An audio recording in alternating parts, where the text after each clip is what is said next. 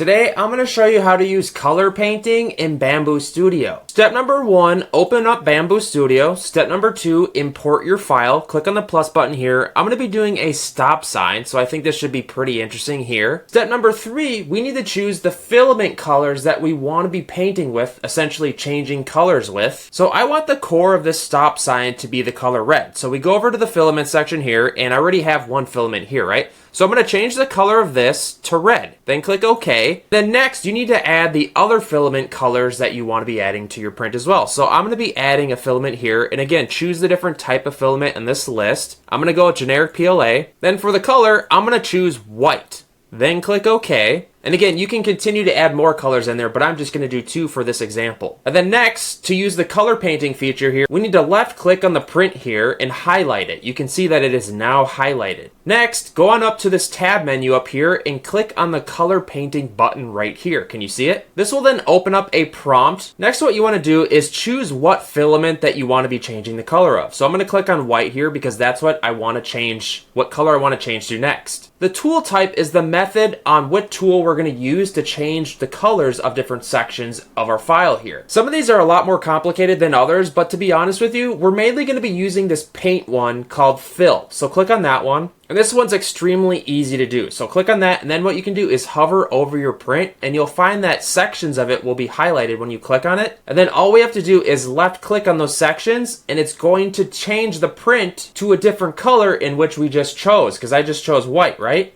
So then I can keep continuously choosing on the sections that I want to be changing the color of. This is how to use the color painting feature in Bambu Studio, and we'll just keep choosing these and what we want to change. And don't forget the back button is up here in the left hand corner. Click that, I'm going to change that. And again, you can use these other types here, like this different tool here is the circle. This is kind of like the paint feature. You can just click and drag and it's like the painting, but that's a little messy in my opinion, and it kind of depends what you're going to be changing the color of on a different file. So click the back button. Then another popular one is the height range. So click on this, and what we can do here is we're going to change the height at which the file itself changes colors at the layers. So if you zoom in here a little bit, I'm going to try to do my best to get you to see this. Again, you just hover your mouse over and you can see the different layers at which you can start the different color painting at. So right there is where I would just click a little higher, right there.